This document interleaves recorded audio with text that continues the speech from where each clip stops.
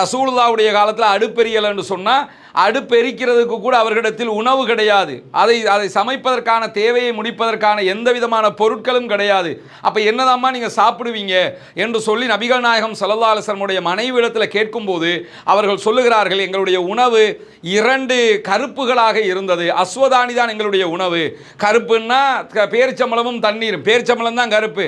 ரெண்டையும் இணைச்சி சொல்லும் போது அஸ்வதானி 2 கருப்புகள் என்று சொல்லுவாங்க.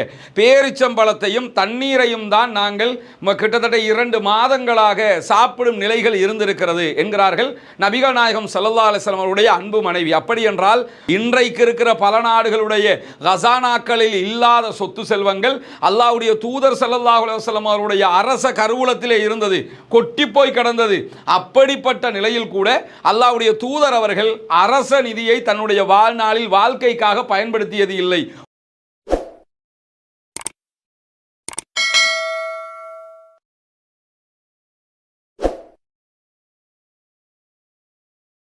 அன்பிற்கினிய சகோதர சகோதரிகளே, நம் அனைவர் மீதும் ஏக இறைவனுடைய அமைதியும் கருணையும் உண்டாகட்டுமாக. அஸ்ஸலாமு அலைக்கும் வரஹ்மத்துல்லாஹி வபரகாத். நபிகள் நாயகம் ஸல்லல்லாஹு அலைஹி வஸல்லம் அவர்கள் யார்? நபிகள் நாயகம் ஸல்லல்லாஹு அலைஹி வஸல்லம் அவருடைய வாழ்க்கை நிலை எப்படிப்பட்டது?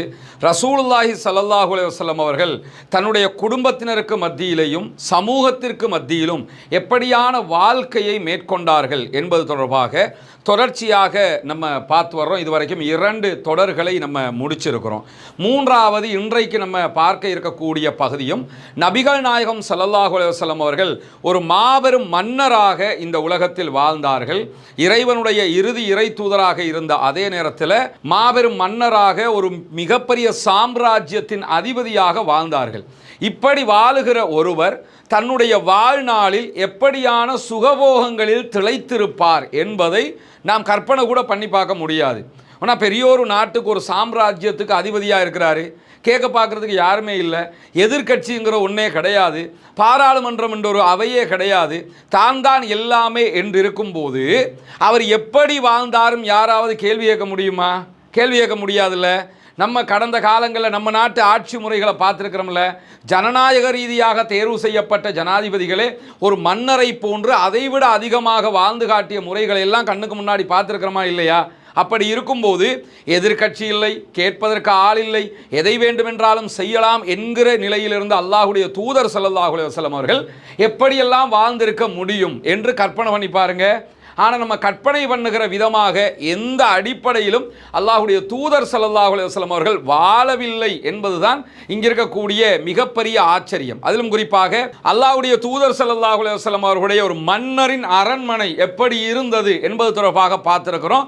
ரொம்ப எளிமையான, உலகத்தில் ஒரு சாதாரண மனிதன் வாழுகிற விதமாக கூட வாழ்வதற்கான வசதி வாய்ப்புகள் இல்லாத நிலையில தான் அல்லாஹ்வுடைய தூதருடைய வீடு அமைந்திருந்தது. அதே நேரம் இன்றைய நம்முடைய தலைப்பு அல்லாஹ்வுடைய தூதர் ஸல்லல்லாஹு அலைஹி வஸல்லம் அவர்களுடைய உணவு முறை எப்படி இருந்தது, ரசூலுல்லாஹ் எதையெல்லாம் சாப்பிட்டாங்க என்கிற செய்திகளை தான் நம்ம பார்க்க இருக்கிறோம். ஏன்னா இன்றைக்கு உலகத்தில் சாப்பிடக்கூடிய மிக பெரும் தனவந்தர்கள் அல்லது கோடான கோடி பணங்களை வைத்து கொண்டிருப்பவர்கள், இப்படி அதிகாரங்களோடு இருப்பவர்கள் எப்படியான உணவுகளை உண்ணுவார்கள்?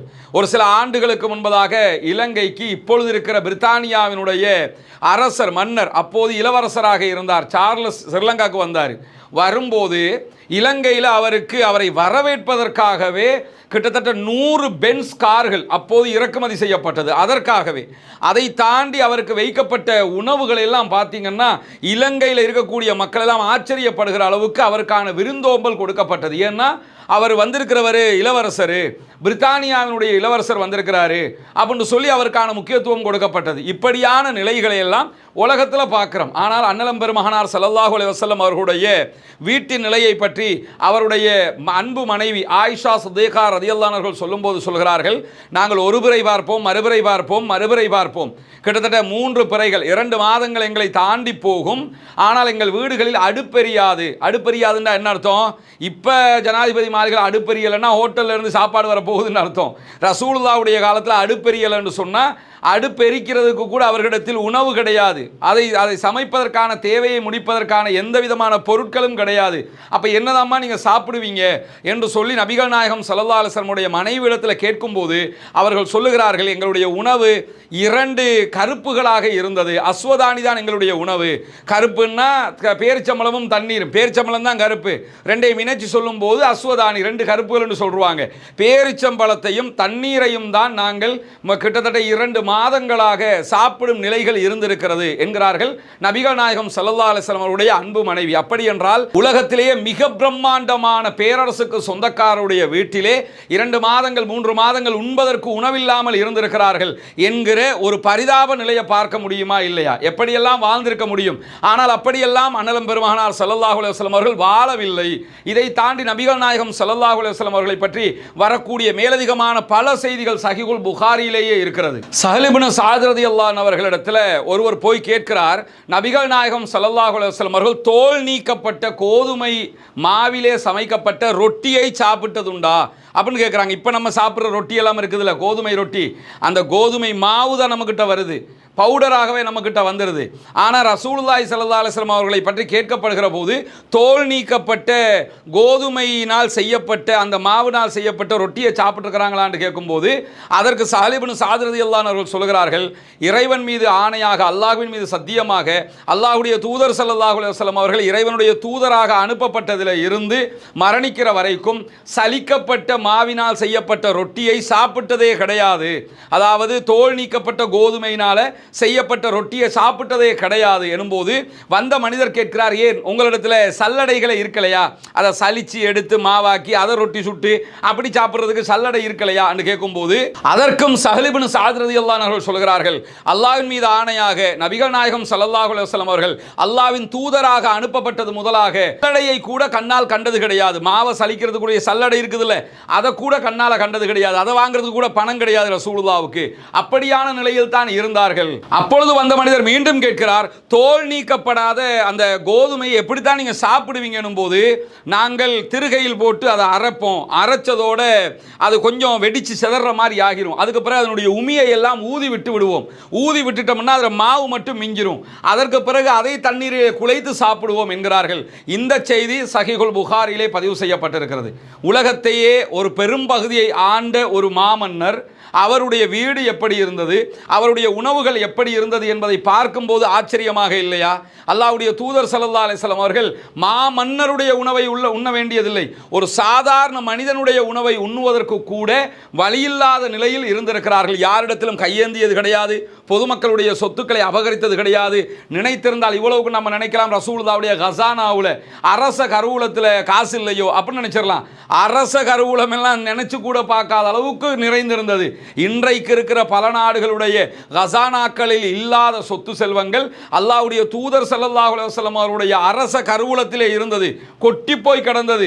அப்படிப்பட்ட நிலையில் கூட அல்லாஹ்வுடைய தூதர் அவர்கள் அரச நிதியை தன்னுடைய வாழ்நாளில் வாழ்க்கைக்காக பயன்படுத்தியது இல்லை, உணவுக்காக பயன்படுத்தியது இல்லை. சஹீஹுல் புகாரியில் வரக்கூடிய இன்னும் ஒரு நபிமொழியை பாருங்க. அபூ ஹுரைரா ரலியல்லாஹு அன்ஹு அவர்கள் அறிவிக்கிறார்கள், நபிகள் நாயகம் ஸல்லல்லாஹு அலைஹி வஸல்லம் அவர்கள் மரணிக்கிற வரைக்கும் நாங்கள் 3 நாட்கள் தொடர்ந்து வயிறார உண்டதில்லை. ஒரு நாளைக்கு 3 வேளை, 3 நாளைக்கு 9 வேளை உணவுகள், 3 நாட்கள் முழுவதுமாக நாங்கள் ரசூலுல்லாஹ் மரணிக்கிற வரைக்குமே உண்டது கிடையாது என்கிறார்கள் அபூ ஹுரைரா ரலியல்லாஹு அன்ஹு அவர்கள். எப்படியான ஒரு வாழ்க்கை முறை! 3 நாட்கள் தொடர்ந்து சாப்பிடுவதற்கு இறைவனின் இறுதி இறை தூதர் ஒரு மாமன்னருக்கு உணவு இல்லாமல் இருந்திருக்கிறது. அவங்க நினைச்சிருந்த அள்ளி கொட்டுறதுக்கு ஆட்கள் இருக்கிறாங்க, ஆனால் அப்படி பெற்றுக்கொண்டு அவர் உணவாக அதை ஆக்கிக் கொள்ள விரும்பவில்லை என்பது தெரிகிறதா இல்லையா? இதே செய்தியை நபிகள் நாயகம் ஸல்லல்லாஹு அலைஹி வஸல்லம் உடைய அன்பு மனைவி ஆயிஷா ரலியல்லாஹு அன்ஹா அறிவிக்கிறார்கள். அதுவும் சஹீஹுல் புகாரிலே இருக்கிறது. மதீனாவுக்கு நாங்கள் வந்தது முதலாக வயிறார 3 நேரம் நாங்கள் சாப்பிட்டது கிடையாது என்கிறார்கள். இதுதான் நபிகள் நாயகம் ஸல்லல்லாஹு அலைஹி வஸல்லம் அவருடைய உணவினுடைய நிலையாக இருந்திருக்கிறது. அதுக்காக நம்ம சாப்பிடாம இருக்கணும்னு நான் சொல்ல வரல. அப்படி இஸ்லாம் நமக்கு கற்றுத்தரல. நம்ம சாப்பிடலாம், சாப்பிடுவதற்குரிய வரைமுறைகள், ஒழுக்கங்கள், அதற்குரிய கற்பிதங்கள் எல்லாம் நமக்கு இருக்கிறது. ஆனால் நம்ம என்ன புரிஞ்சுக்கிறோம்னா, உலகத்தின் பெரும்பகுதி நிலப்பரப்பை கையிலே வைத்துக் கொண்டிருந்த ஒரு சாம்ராஜ்யத்தின் அதிபதி, ஒரு மன்னர், மாமன்னர் நபிகள் நாயகம் ஸல்லல்லாஹு அலைஹி வஸல்லம் அவருடைய உணவின் நிலை இதுதான். எனவே உலகத்தில் இருக்கக்கூடிய எந்த ஒரு ஆன்மீக தலைவரும், ஆன்மீகத்தை போதித்தவர்களும், எந்த ஒரு குருக்களும், மடாதிபதிகள் யாரை நீங்கள் எடுத்துக்கிட்டாலும் இப்படி ஒருவர் வாழ்ந்து காட்டிய முறையை இந்த உலகத்தில் யாரும் வாழ்ந்து காட்டியதாக நீங்கள் பார்க்க முடியாது. அதை நாம் புரிந்து கொள்வதுதான் இந்த தொடரினுடைய மிக பெரும் நோக்கமாக இருக்கிறது. நமக்கெல்லாம் தெரியும், கடந்த ரமலானுடைய மாதத்தில் இஸ்லாத்தை ஏற்றுக்கொண்ட ஒரு 14 குடும்பங்களுக்கான வீடுகளை கட்டுகிற ஒரு பணியை நம்ம ஆரம்பிச்சிருந்தோம். அல்லாஹ்வினுடைய உதவியால், நீங்கள் செய்த தான தர்மங்கள், ஜகாத் நிதிகளால் அல்ஹம்துலில்லாஹ் 5 குடும்பங்களுக்கான வீடுகள் முழுமையாக கட்டி கொடுக்கப்பட்டு அவர்களுடைய கைகளிலேயே ஒப்படைக்கப்பட்டு விட்டது.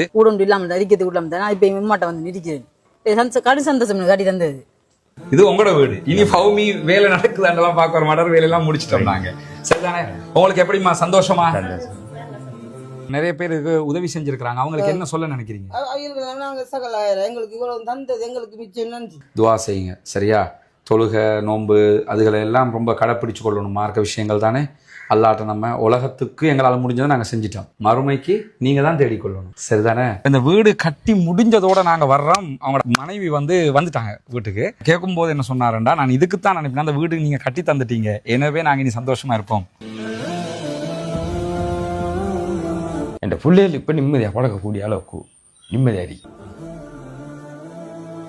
அல்லாஹ் அவங்களோட எண்ணங்களை பேசாக்குவான் இன்ஷா அல்லாஹ். ரொம்ப மகிழ்ச்சியான தருணங்களாக அந்த தருணங்கள் இருந்தது. காரணம் என்னன்னா, இஸ்லாத்தை புனிதமிக்க வாழ்க்கை நெறியாக அவர்கள் ஏற்றுக்கொண்டிருக்கிறார்கள். ஏற்றுக்கொண்டவர்களுக்கு ஒரு வாய்ப்பாக அவர்களுடைய வறுமை நிலையை போக்கும் விதமாக இந்த சந்தர்ப்பம் அமைந்திருந்தது. அந்த அடிப்படையில் மீதமுள்ள 9 குடும்பங்களுக்கான வீடுகளை கட்ட வேண்டிய தேவை நமக்கு இருக்கிறது. நம்ம ஒட்டுமொத்தமாக கோடிக்கணக்கில் காசை கொண்டு வந்து வச்சு இந்த பணிகளை பண்றது இல்லைங்கிறது உங்களுக்கு தெரியும். நம்முடைய வீடியோவை பார்க்கக்கூடிய மக்களுக்கு கன்வே பண்றோம். அந்த மக்கள் தரக்கூடிய பொருளாதாரத்தை கொண்டுதான் இந்த வேலைகளை நம்ம செஞ்சுக்கிட்டு இருக்கிறோம். குறிப்பாக இந்த பணிகளுக்காக 100 ரூபாய், 200 ரூபாய், 500 ரூபாய், 1000 ரூபாய் என்று சின்ன சின்ன தொகைகளை கூட தந்து உதவிய பெருமனது கொண்ட சகோதர சகோதரிகளை நம்ம பார்த்திருக்கிறோம். அதே மாதிரி லட்சங்களில் உதவி செய்த சகோதர சகோதரிகளையும் பார்த்திருக்கிறோம். ஒவ்வொருத்தருக்கு எவ்வளவு முடியுமோ அந்த அடிப்படையில் நமக்கு அதை தந்து உதவி இருக்கிறார்கள். அதன் அடிப்படையில் தான் 5 வீடுகள் கம்ப்ளீட்டடாக நம்ம கட்டி கொடுத்திருக்கிறோம் அல்ஹம்துலில்லாஹ். இப்போது நம்ம இருக்கக்கூடிய இந்த பகுதிகளில் 4 வீடுகள் கட்டுவதற்குரிய ஏற்பாடு நடந்து கொண்டிருக்கிறது. 2 வீடுகளுக்கான அத்திவாரம் போட்டிருக்கிறோம். இந்த அத்திவாரம் தித்வா புயல் வர்றதுக்கு முன்னாடி போட்டது. புயல் வந்ததோடு அந்த புயல் பணிகள், அந்த வேலைகளால் நமக்கு இதெல்லாம் நிறுத்தி இருந்தோம். அதனால தான் நம்ம விளம்பரங்களும் அது தொடர்பாக எங்கேயுமே போடலை. தற்போது புனிதமிக்க ரமலானுடைய மாதத்தை அடைந்திருக்கிறோம். நபிகள் நாயகம் ஸல்லல்லாஹு அலைஹி வஸல்லம் அவர்கள் காற்றை விட வேகமாக ரமலானிலே தர்மங்களை செய்வார்கள், தான தர்மங்களை அள்ளி கொடுப்பார்கள் என்கிற நபிமொழிகளை சஹீஹுல் புகாரி, முஸ்லிம் உள்ளிட்ட நபிமொழி கிரந்தங்களில் நம்ம பார்க்கிறோம். ஏன்னா அவ்வளவு அதிகமாக ரசூலுல்லாஹ் தான தர்மங்களை செய்து கிடைக்கிறதையெல்லாம் கொடுத்து நன்மைகளை சேகரித்துக் கொள்வார்கள். அதே நேரத்தில் அல்லாஹு தஆலா திருமறை குர்ஆன்ல ஜகாத்து பெறுகிற கூட்டத்தினரை பற்றி 8 கூட்டத்தினருக்கு நீங்கள் ஜகாத்து வழங்க முடியும் என்று சொல்லும் போது அதிலே ஒரு கூட்டத்தினராக முஅல்லஃபத்துல் குலூப், இஸ்லாத்தின் பால் உள்ளங்கள் ஈர்க்கப்படுகிறவர்கள் என்கிற ஒரு பிரிவினரையும் நமக்கு காட்டி தருகிறான். எனவே இஸ்லாத்தை ஏற்றுக்கொள்ளுகிற சகோதரர்களுக்காக ஜகாத்து நிதிகளை கொடுக்க வேண்டியது கடமையாக இருக்கிறது. ரமலானுடைய காலத்திலே ஜகாத்துகளை கணக்கு பார்த்து ஏழை எளிய மக்களுக்கு கொடுக்குகிற சகோதரர்கள் இந்த பணிக்காகவும் ஒரு போர்ஷனை ஒதுக்குங்க. உங்களால் முடிஞ்ச ஒரு தொகையை முன்னால் தெரிகிற நம்முடைய ஹியூமனிஸ்ட் பீப்புள் ஆர்கனைசேஷன் என்கிற ஆர்கனைசேஷன் அக்கௌண்ட்டுக்கு நீங்கள் வைப்பிலிட முடியும். அதே நேரத்தில் வெளிநாடுகளில் இருக்கக்கூடிய சகோதரர்கள் இந்த குறித்த அக்கௌண்ட்டுக்கு வைப்பிலிட முடியாது என்று சொல்லுகிற போது அதில் முன்னாடி தெரிகிற என்னுடைய வாட்ஸ்அப் நம்பருக்கு நீங்கள் தொடர்பு கொள்ள முடியும். உங்களுக்கு எப்படி நீங்கள் பணம் அனுப்பணும் என்கிற வழிமுறைகளை நம்ம லீகலாக சொல்லி தருவதற்கு கடமைப்பட்டிருக்கிறோம். எனவே ஆயிஷா ரலியல்லாஹு அன்ஹா சொல்லக்கூடிய இன்னும் ஒரு கண்கலங்க வைக்கிற ஒரு செய்தியை பாருங்கள். ஹஜ் பெருநாள் தினம் நபிகள் நாயகம் ஸல்லல்லாஹு அலைஹி வஸல்லம் அவர்கள் தொழுகையை முடித்துவிட்டு வீட்டுக்கு வருகிறார்கள். வீட்டுக்கு வந்த ரசூலுல்லாஹி ஸல்லல்லாஹு அலைஹி வஸல்லம் அவங்களுக்கு காலை உணவு வைக்கப்படுகிறது. வைக்கப்படுகிற உணவு என்னன்னு சொன்னால் 15 நாட்களுக்கு முன்பதாக சமைத்த ஒரு காலுடைய, ஆட்டுக்காலுடைய குழம்பினுடைய ஆணம் அல்லது சொதி ஏதாவது மீதமாக இருக்கிற பகுதி இருக்குதா இல்லையா, அந்த பகுதியை நாங்கள் நபிகள் நாயகம் ஸல்லல்லாஹு அலைஹி வஸல்லம் அவர்களுக்கு உணவாக எடுத்து வைத்தோம் என்கிறார்கள் ஆயிஷா ரலியல்லாஹு அன்ஹா அவர்கள். அப்பொழுது உடனே வந்த கேட்கக்கூடிய நபித்தோழர் என்ன கேட்கிறாருன்னா, 15 நாளுக்கு பிந்திய அந்த உணவை சாப்பிடுகிற அளவுக்கு என்ன தேவை உங்களுக்கு இருந்துச்சு? நல்ல சாப்பாடு சாப்பிட்டுருக்கலாமே எனும்போது நபிகள் நாயகம் ஸல்லல்லாஹு அலைஹி வஸல்லம் அவருடைய மனைவியாகிய நாங்களும் நபிகள் நாயகத்துடைய குடும்பத்தினரும் 3 நாட்கள் தொடர்ந்து ஒரு கறி குழம்போடு கோதுமை மாவினுடைய ரொட்டியை நாங்கள் சாப்பிட்டது கிடையாது. இதுதான் எங்களுடைய குடும்பத்தினுடைய வளமையாக இருந்தது. நிறைய பெண்கள், குடும்ப பெண்கள், அதே போன்று வளர்ந்து வருகிற இளம் பிள்ளைகள், இந்த மாதிரியான செய்திகளிலிருந்து நாம் நிறைய படிப்பினைகளை பெற்றுக்கொள்ள வேண்டும். கணவர் ஹலாலாக சம்பாதித்து கொண்டு வருவது குறைவாக இருந்தாலும் அதை வைத்து நம்முடைய குடும்பத்தை எப்படி மேனேஜ் பண்ணி கொள்வது, நம்முடைய குடும்பத்தை அடுத்த கட்டம் எப்படி நகர்த்துவது, ஆடம்பர வாழ்க்கைகள், சுகபோகமான வாழ்க்கைகள் கிடைத்தால் அல்லாஹ் தந்துவிட்டான் ரஹமத்து அல்ஹம்துலில்லாஹ் என்று எடுத்துக்கொள்வது வேறு. அதற்காக வேண்டி நமக்கு இல்லாத ஒன்றை பெற்றுக்கொள்வதற்காக நாம் ஹராமான வழிமுறைகளுக்கு தள்ளப்பட்டு விடக்கூடாது. நபிகள் நாயகம் ஸல்லல்லாஹு அலைஹி வஸல்லம் அவர்கள் ஹலாலாக சம்பாதித்து உண்கிற உணவுக்காக வேண்டியே இப்படியான கஷ்டங்களையும் சுமைகளையும் அவரும் அவருடைய குடும்பத்தினரும் சுமந்திருக்கிறார்களா இல்லையா? புகாரில் இடம்பெற்றிருக்கக்கூடிய இன்னும் ஒரு அற்புதமான செய்தியை பாருங்க. தாதா என்கிற ஒரு மனிதர், சஹீஹுல் புகாரில் இடம்பெறக்கூடிய ஒரு முக்கியமான நபிமொழி இது. அனஸ் இப்னு மாலிக் ரலியல்லாஹு அன்ஹு அவர்களை சந்திக்க போகிறார்கள். அனஸ் இப்னு மாலிக் ரலியல்லாஹு அன்ஹு அவர்கள் யார்? நபிகள் நாயகம் ஸல்லல்லாஹு அலைஹி வஸல்லம் அவர்களிடத்தில் 10 ஆண்டுகள் பணியாளாக கடமையாற்றியவர். அவரிடத்தில் போகும்போது அனஸ் இப்னு மாலிக் ரலியல்லாஹு அன்ஹுடைய பணிவிடை செய்யக்கூடிய வேலைக்காரர் என்ன பண்றாருன்னா ரொம்ப ரொட்டியெல்லாம் சுட்டுக்கிட்டு இருக்கிறாரு. அப்போ அனஸ் இப்னு மாலிக் ரலியல்லாஹு அன்ஹு சொல்றாங்க, எடுத்து சாப்பிடுங்க என்று சொல்லிட்டு நபிகள் நாயகம் ஸல்லல்லாஹு அலைஹி வஸல்லம் அவர்கள் தன்னுடைய வாழ்நாளில் எந்த சந்தர்ப்பத்திலும் இவ்வளவு மிருதுவான ரொட்டியை சாப்பிட்டதே கிடையாது. கரடு முரடா இருக்கின்ற ரசூலுல்லாஹ் சாப்பிட்றது. ஏன்னா அது கோதுமையில் அப்பதான் இடிச்சு எடுத்து திருகி எடுத்து செய்வாங்க. ஏற்கனவே நம்ம சொன்ன மாதிரி இது ரொம்ப சாஃப்டாக இருக்குது. இந்த மாதிரியான ரொட்டியை நபிகள் நாயகம் ஸல்லல்லாஹு அலைஹி வஸல்லம் அவர்கள் சாப்பிட்டதே கிடையாது என்று மேலதிகமாக சொல்கிறார்கள். அல்லாஹ்வுடைய தூதர் ஸல்லல்லாஹு அலைஹி வஸல்லம் அவர்கள் தன்னுடைய வாழ்நாளில் ஒருபோதும் பொரித்த ஆட்டின் இறைச்சியை கண்டதே கிடையாது. பொரிச்செல்லாம் ரசூலுல்லாஹ் சாப்பிட்டதே கிடையாது. அதற்குரிய வசதி வாய்ப்பெல்லாம் அல்லாஹ்வுடைய தூதருக்கு இல்லவே இல்லை. அபூ ஹுரைரா ரலியல்லாஹு அன்ஹு அவர்கள் அறிவிக்கக்கூடிய மேலதிகமான ஒரு செய்தியும் சஹீஹுல் புகாரிலே இருக்கிறது. ஒரு சந்தர்ப்பத்திலே அபூ ஹுரைரா ரலியல்லாஹு அன்ஹு அவர்கள் ஒரு பயணத்துக்கு போறாங்க. போகும்போது ஒரு சாரார் சமைத்து கொண்டிருக்கிறார்கள். அவர்கள் ரொம்ப அற்புதமாக அழகாக அந்த ஆட்டை பொரிச்சு வச்சிருக்கிறாங்க. அபூ ஹுரைரா ரலியல்லாஹு அன்ஹு கண்டதோட ஒரு பழம்பெரும் சஹாபி வருகிறார். வாங்க எங்களோட வந்து சாப்பிட்டுட்டு போங்க என்று சொல்லி அழைக்கிறாங்க. அழைக்கும் போது அழுதழுதவர்களாக அபூ ஹுரைரா ரலியல்லாஹு அன்ஹு அவர்கள் சொல்லுகிறார்கள், நான் இந்த உணவை உங்களோடு அமர்ந்து சாப்பிடுவதற்கு விரும்பவில்லை. காரணம் என்ன தெரியுமா? அல்லாஹ்வுடைய தூதர் ஸல்லல்லாஹு அலைஹி வஸல்லம் அவர்கள் தன்னுடைய வாழ்நாளில் ஒரு தடவை கூட பொரித்த ஆட்டினுடைய இறைச்சியை கண்டதே இல்லை அப்பா என்கிறார்கள். அவங்க அதை சாப்பிடவே விரும்பலை. நம்ம சாப்பிடலாம், அது வேற. ஆனால் அபூ ஹுரைரா ரலியல்லாஹு அன்ஹு அவர்கள் ரசூலுல்லாஹ்வை நினைத்து அதை சாப்பிடாமலே போய்விட்டார்கள். நபிகள் நாயகத்தின் மேலே கொண்ட அளவற்ற நேசமும் ரசூலுல்லாஹி ஸல்லல்லாஹு அலைஹி வஸல்லம் அவர்கள் இப்படியெல்லாம் வாழ்ந்திருக்கிறார்களே என்கிற பாசமும் அபூ ஹுரைரா ரலியல்லாஹு அன்ஹு அவர்களை சாப்பிட விடாமல் தடுத்து விட்டது. நபிகள் நாயகம் ஸல்லல்லாஹு அலைஹி வஸல்லம் வாழ்க்கை முறையை யோசித்து பாருங்கள். நபிகள் நாயகம் கண் அசைத்தால் கடைக்கோடி மனிதர் வரைக்கும் நபிகள் நாயகத்திற்கு சேவகம் செய்வதற்கு தயாராக இருந்தார்கள். ரசூலுல்லாஹ் விரலை நீட்ட மாட்டார்களா? நாங்கள் அடுத்த கட்டம் பணியாற்றுவதற்கென்று துடித்துக் கொண்டிருந்த நபித்தோழர்களை வரலாற்றிலே பார்க்க முடியும். எந்த ஒரு நபித்தோழரும் நபிகள் நாயகத்திற்காக உயிரை கொடுப்பதற்கு தயாராக இருந்தார்கள். நபிகள் நாயகம் கொண்டு வந்த கொள்கையை ஏற்றுக்கொண்ட காரணத்தினால் அதற்காகவே வாழ்ந்து கொண்டிருந்த நபித்தோழர்கள். இப்படிப்பட்ட தோழர்களை உலகத்தில் யாருமே கண்டதில்லை என்கிற அளவுக்கு அற்புதமான நடவடிக்கை நடைமுறைகளையும் கொண்ட தோழர்கள், அவ்வளவு பயிற்றப்பட்டவர்கள் ரசூலுல்லாஹ்விடத்தில் இருக்கிறார்கள். ரசூலுல்லாஹ் உணவு வேண்டும் என்றால் உலகத்தின் கடைக்கோடி இடம் வரைக்கும் சென்று உணவுகளை கொண்டு வந்து கொட்டுவதற்கு தயாராக இருக்கிறார்கள். ஆனால் ரசூலுல்லாஹி ஸல்லல்லாஹு அலைஹி வஸல்லம் அவர்கள் அதற்காக ஆசைப்படவில்லை, அதை பெற்றுக்கொள்வதற்கு விரும்பவில்லை. அப்படியான உணவுகளுக்கு ஆசைப்பட்டு தன்னுடைய வாழ்நாளை கழிக்கவில்லை. என்னால் எது முடியுமோ அதை உண்டு கழித்து விட்டு உடுத்து மகிழ்ந்து விட்டு நான் இந்த உலகத்தை விட்டு பிரிய போகிறேன் என்பதைத்தான் அல்லாஹ்வுடைய தூதர் ஸல்லல்லாஹு அலைஹி வஸல்லம் அவர்கள் தன்னுடைய வாழ்நாள் பயிற்சியாகவே கொண்டிருந்தார்கள் என்பதை இந்த நபிமொழிகள் எல்லாம் நமக்கு காட்டுவதை நம்ம பார்க்க முடியும். புகாரிலே பதிவாகி இருக்கக்கூடிய இன்னும் ஒரு நபிமொழியை பாருங்கள். ஷுஐப் ரலியல்லாஹு அன்ஹு அவர்கள் நபிகள் நாயகம் ஸல்லல்லாஹு அலைஹி வஸல்லம் அவர்களை பற்றி தன்னுடைய வேலைக்காரரிடம் வந்து சொல்கிறார்கள், நான் அல்லாஹ்வுடைய தூதர் ஸல்லல்லாஹு அலைஹி வஸல்லம் அவர்களை பார்த்தேன். அவருடைய முகத்தில் பசியினுடைய கொடுமையை நான் பார்க்கிறேன். அப்படி முகமெல்லாம் வாடி வதங்கி போயிருக்குது. நபிகள் நாயகத்திற்கும் அவரோடு சேர்த்து ஒரு 50 நபர்களுக்கும் ஒரு உணவை சமைங்க, அவன் ஜாம்னு வந்து சாப்பிடணும், அதுக்கேற்ற மாதிரி ரெடி பண்ணுங்க அப்படிங்கிறாங்க. அவர் ரெடி பண்ண ஆரம்பிச்சிட்டாரு. நேர ரசூலுல்லாஹி ஸல்லல்லாஹு அலைஹி வஸல்லம் அவர்கிட்ட போய் சொல்றார், யார் ரசூலுல்லாஹ், இன்னைக்கு உங்களுக்காக ஒரு ஸ்பெஷல் சாப்பாடு, ஒரு 50 பேரை நீங்க கூட்டிக்கிட்டு வரலாம் அப்படின்னு சொல்லிட்டு சொல்லிட்டாங்க. ரசூலுல்லாஹி ஸல்லல்லாஹு அலைஹி வஸல்லம் அவர்களும் 50 பேரை அழைத்து கொண்டு போகும்போது 51வது ஒரு நபரும் இணைந்து கொள்கிறார். ஷுவைப் ரலியல்லாஹு அன்ஹு இடத்துல போறாங்க ரசூலுல்லாஹ், போய் சொல்றாங்க, ஷுவைபே நீங்கள் 50 நபர்களை அழைத்து கொண்டு வர சொன்னீர்கள், எங்களோடு எக்ஸ்ட்ரா ஒரு ஆளும் சேர்ந்து வந்துட்டாரு, நீங்க விரும்பினா அவரையும் நான் சாப்பாட்டில் சேர்த்துக்கிறேன், இல்லைன்னா அவரை போக சொன்னா போயிடுவாரு, நீங்கள் விரும்புகிறது தான் நடக்கும் அப்படிங்கிறாங்க. உடனே ஷுவைப் ரலியல்லாஹு அன்ஹு அவரும் இந்த உணவிலே இணைந்து கொள்ளட்டும் யா ரசூலல்லாஹ் என்று சொல்லிவிடுகிறார்கள். அவரும் இணைக்கப்பட்டு அந்த உணவுகள் பரிமாறப்படுகிறது. இந்த சம்பவத்திலிருந்து நம்ம உணர்கிற ஒரு முக்கியமான அம்சம் என்னன்னு கேட்டா, அல்லாஹ்வுடைய தூதர் ஸல்லல்லாஹு அலைஹி வஸல்லம் அவர்களும் திண்ணை தோழர்களாக அஸ்ஹாபு சுஃபாக்களாக மஸ்ஜிது நபவிக்கு வெளியிலே உணவுகள் இன்றி தவித்துக் கொண்டிருந்த சஹாபாக்களும் எங்களை யாராவது உணவு உண்பதற்காக அழைத்தால் நாங்கள் போவதற்கு தயார் என்கிற நிலையில் இருந்திருக்கிறார்கள். ஏன்னா உணவு பற்றாக்குறை, சாப்பிடுவதற்கு வழி இல்லை. உடனே அழைத்ததோடு ரசூலுல்லாஹி ஸல்லல்லாஹு அலைஹி வஸல்லம் அவர்கள் சஹாபாக்களை அழைத்து கொண்டு போறாங்க. ஆனா எக்ஸ்ட்ரா ஒருத்தர் வந்துட்டார், அவர் சேர்த்துக்கிறவா வேணாமா? இதெல்லாம் நம்ம நபிகள் நாயகத்துடைய வழிமுறையில் தெரிந்து கொள்ள வேண்டிய விவகாரங்கள். ஒரு 2 பேர் சாப்பிட வாங்கினா 10 பேர் கிளம்பி போயிடுவாங்க. ஐம் சாரி, ஒரு 8 பேரை கூட கூட்டு வந்தேன் அப்படின்னு. இதெல்லாம் நம்ம நடைமுறையில் பண்ணலாமா? நமக்கு உணவு தருகிறவருக்கு தொந்தரவாக நாம் மாறிவிடக்கூடாது. 50 பேரை கூட்டு வர சொல்லிருக்கிறாரு, ஒரே ஒரு ஆள் தான் எக்ஸ்ட்ரா போயிருக்கிறார். ஒருத்தரை கூட்டு வர சொல்லி 50 பேரை கூட்டு போகல, 50 பேர் வர சொன்ன இடத்துல ஒருத்தர் எக்ஸ்ட்ரா போயிருக்கிறாரு. அவரை நீங்க விரும்பினா நான் போச்சோன்னா போயிடுவார். அவரு என்ன செய்யன்னு அனுமதி கேட்கிறாங்க. அனுமதி கேட்டு விட்டுத்தான் அந்த சபையிலே அவர்கள் அமர வைக்கிறார்கள்.